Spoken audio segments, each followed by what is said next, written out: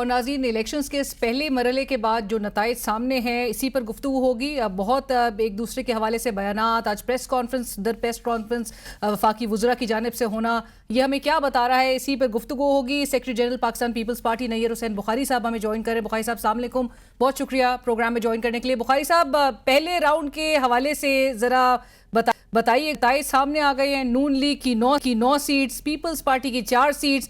बहुत इंतखाबी मुहिम में बहुत कुछ कहा गया, नून लीग की जानिब से बसेस और तक वहां पर पहुंचा दी गई। सो लोगों ने पीपल्स पार्टी को वोट क्यों नहीं दिया बुखारी साहब? शुक्रिया लीना। लोगों ने पीपल्स पार्टी, लोगों की राय का एहतराम नहीं किया गया। हमारी क्लियर कट 7 सीटें थी, जो हमारी 3 सीटें उन्होंने छीन के नून को दी हैं, और हम मोतरज़ हैं इस बात पे। हमने इलेक्शन कमिश्नर से भी बात की, हमने इन राइटिंग कंप्लेंट्स भी की हुई हैं, और इन्होंने लेट नाइट रिजल्ट्स को चेंज भी किया। इन्होंने 30 पोलिंग स्टेशन से LA 12 के उसकी कंप्लेंट हमने की कि दूर दराज इलाके के थे वो पोलिंग स्टेशन, तो पोलिंग स्टेशन से उन्होंने हमारे पोलिंग एजेंट्स को निकाल के उन्होंने बाहर फेंक दिया, और फिर अपनी मर्जी से बैलेट पेपर्स पे स्टैम्प करते रहे। ये वो सीट जो 2021 में पाकिस्तान पीपल्स पार्टी ने कोटली शहर की और देहात की दोनों सीटें जीती थी। हमारे मजबूत कैंडिडेट थे वो हमारे पार्टी के प्रेसिडेंट भी हैं और हमेशा से जीतते रहे। इसी तरह इखलाक वाली सीट जो हम 5000 की लीड से थे और एक पोलिंग स्टेशन का रिजल्ट था, और वो सारी फुटे भी दे थे, फिर भी वो सीट हम जीते हुए थे। इसी तरह जावेद बडालमी वाली नक्याल वाली सीट, उस पर इन्होंने धांधली की, एक बंदे को कत्ल कर दिया, वो शहीद हो गया हमारा कारकुन, कई जख्मी हो गए, और पोलिंग स्टेशन उन्होंने जबरन कब्जा किया। और अभी मैं देख रहा था टेलीविजन पे बहुत सारे अफसरान को मुअत्तल किया जा रहा है। डिप्टी कमिश्नर को मुअत्तल किया गया, असिस्टेंट कमिश्नर को किया, इंस्पेक्टर जनरल को किया गया। तो मीनिंग ये इनएफिशिएंसी, ये लॉ एंड ऑर्डर सिचुएशन को संभाल नहीं सके। लेकिन ऐसे अजाला नहीं होता जब तक वो पोलिंग स्टेशन, जो हमने आज रिक्वेस्ट भी की थी चीफ इलेक्शन कमिश्नर से मिलकर मैंने जाती तौर पे, कि हमारी ये पिटीशन है कि जब तक इंक्वायरी रिपोर्ट RO से नहीं आती, इन रिजल्ट्स को ना अनाउंस किया जाए, और विद इन 3 डेज में रिपोर्ट मांगी। हम चाहते थे कि 30 पोलिंग स्टेशन का रिजल्ट जो है इसको एग्जामिन किया जाए और रीपोलिंग किया जाए। तो पाकिस्तान पीपल्स पार्टी को अवाम ने बिल्कुल हमायत दी, वोट भी दिए। और मैं बयान देख रहा था कि जी अवाम इलेक्शन जिताते होते रियासत नहीं। तो मरियम साहिबा ने कहा, तो मरियम साहब को मेरा जवाब यह है कि अवाम की राय का एहतराम करना हर शख्स पे लाजिम है, चाहे वो इक़्तिदार में हो, चाहे वो इक़्तिदार से बाहर हो। उन्होंने कहा अपने अवाम की राय का एहतराम नहीं किया, और जबरन हमारी 3 सीटें छीनी गई हैं। सर, वो तो मुंतजर है, बिलावल साहब की जानिब से प्राइम मिनिस्टर साहब को शायद मुबारकबाद दी जाएगी। वो एहसन इकबाल साहब भी कह रहे थे कि नून लीग की क़यादत को आपको तो बनता है कि मुबारकबाद दें। गिलगित बल्तिस्तान में अगर इलेक्शंस फेयर एंड स्क्वायर थे और आपकी वहां पर हुकूमत बनी, तो वजीर आजम शहबाज शरीफ साहब ने वो ये तक ताना दे रहे हैं कि उन्होंने सपोर्ट किया, ये जानते हुए भी कि वहां का क्या माहौल था। देखिए, ये बात मुबारकबाद की है कि ये तो फिर फाइनल रिजल्ट जब आएंगे उस वक्त पोजीशन जाएंगी ना पार्टी के सामने। मिडपुर डिवीजन में उन्होंने भरपूर दादी की, असले की नुमाइश की, जबर किया, और फिर आप ये देखें कि मुबारकबाद, हमारे कारकुन को शहीद कर दिया गया। उसके लवाकिन से आया नून लीग के किसी ने कोई इजहार हमदर्दी किया, कोई अफसोस का इजहार किया, कोई ताज़ियत की, और ये अपनी मुबारकबाद ढूंढ रहे हैं जहाँ पे एक हमारा कारकुन शहीद कर दिया गया हो। राइट, बट बुखारी साहब, आपको तो आज बार बार, चाहे मरियम नवाज साहिबा हो, दीगर वुज़रा हो, वो पीपल्स पार्टी को सिंध की कारकर्दगी की तरफ जो है वो तवज्जो दिला रहे हैं, और बार बार ये कह रहे हैं कि पिछले 6 माह से तो पीपल्स पार्टी की आज़ाद कश्मीर में हुकूमत थी, तो फिर ये तमाम बातें, जो हालात की जिम्मेदारी है, वो सबको फिर ओन करना चाहिए। देखिए, आज़ाद कश्मीर में बिलाशुबा हमारी हुकूमत थी। हमारी हुकूमत की वजह से इलेक्शन का प्रोसेस शुरू हुआ, वरना ये तो इलेक्शन में हिस्सा ही नहीं ले पा रहे थे। मेरी क़यादत का यहाँ आना, उनके जलसे करना, मीटिंग्स करने से इनका रास्ता खुला। तो इनके जहन में ये बात भी रखनी चाहिए कि कितनी ऑटोनमस है आज़ाद कश्मीर की गवर्नमेंट।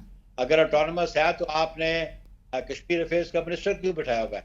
डायरेक्शंस तो वो देता है, डायरेक्टिव्स तो वो देता है, तो क्या ऑटोनमी है आजाद कश्मीर के प्राइम मिनिस्टर के पास, उसकी कैबिनेट के पास।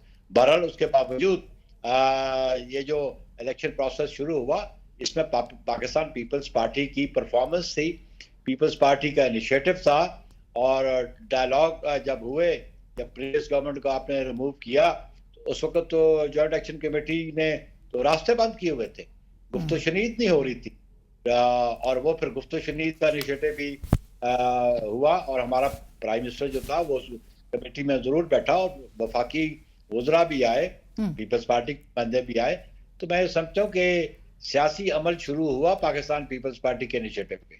राइट, बट बुखारी साहब, आज बिलावल साहब ने जो वर्कर्स कन्वेंशन से किया, और एक तरफ देखा जाता है कि पीपल्स पार्टी 2022 से नून लीग की इत्तेहादी भी है, और आज अचानक से बिलावल साहब को ये कहना क्यों याद आ गया कि रियासत कौमी मफाद के ऊपर नून लीग के मफाद को जो है वो तरजीह दे रही है? हमने कौमी मफाद में ही तो इनको गवर्नमेंट बनाने का ऑफर की थी, और इनको सपोर्ट कर रहे हैं।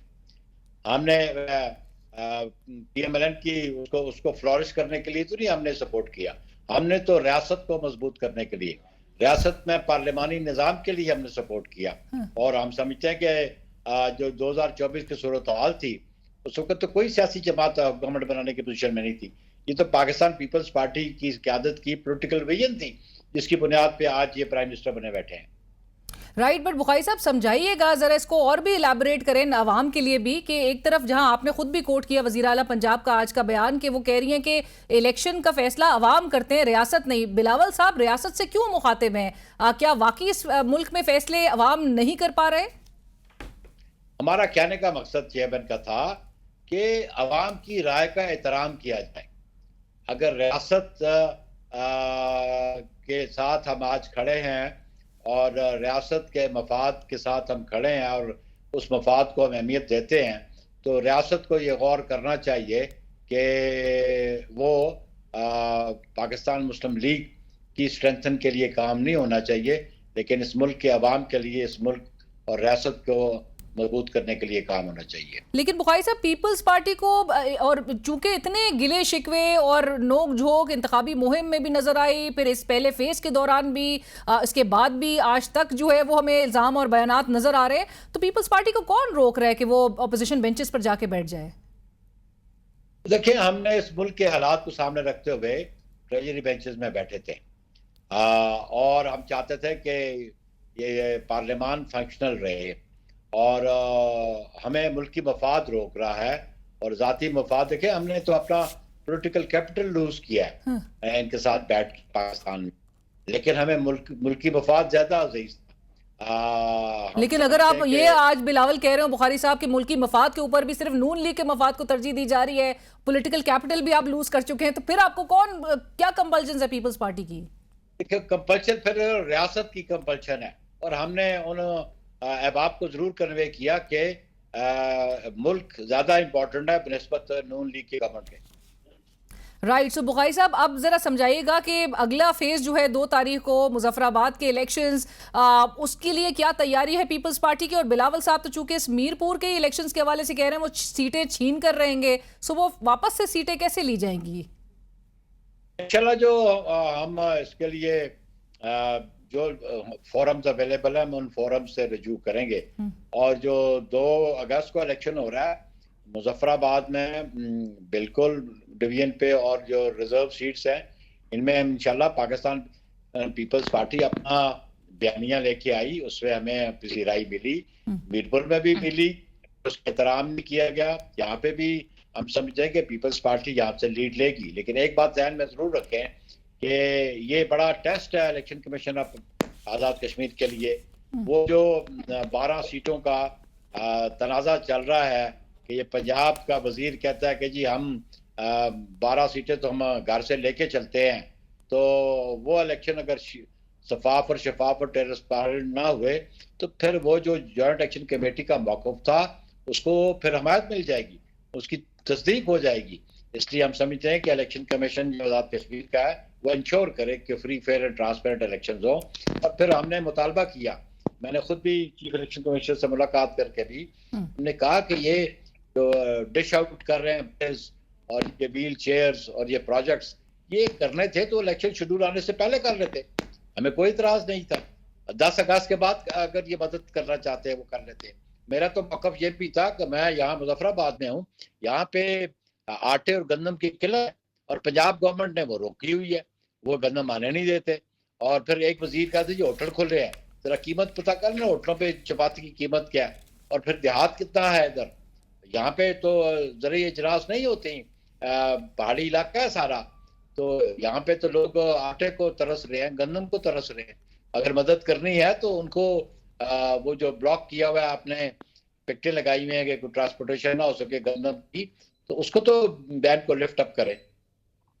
राइट। और बुखारी साहब, आखिर में ट्रूथ एंड रिकन्सिलिएशन कमीशन की चूंकि तजवीज़ आज बिलावल साहब ने दोबारा दोहराई, उस पर अब तक वफाकी हुकूमत की जानिब से कोई रिस्पांस ना आना, वो क्या रिफ्लेक्ट कर रहा है? और दूसरा ये कि बिलावल साहब को एहसन इकबाल साहब व दीगर वज़रा वो ये कह रहे हों कि उनको मैच्योर पॉलिटिक्स करनी चाहिए, और उनकी जो गुफ्तगू है जिसके हवाले से आज मरियम नवाज साहिबा भी कह रही हैं कि ये रवैया जो है ये बचगाना रवैया है, इससे आगे बढ़ के कौमी लीडर के तौर पर उनको गुफ्तगू करनी चाहिए।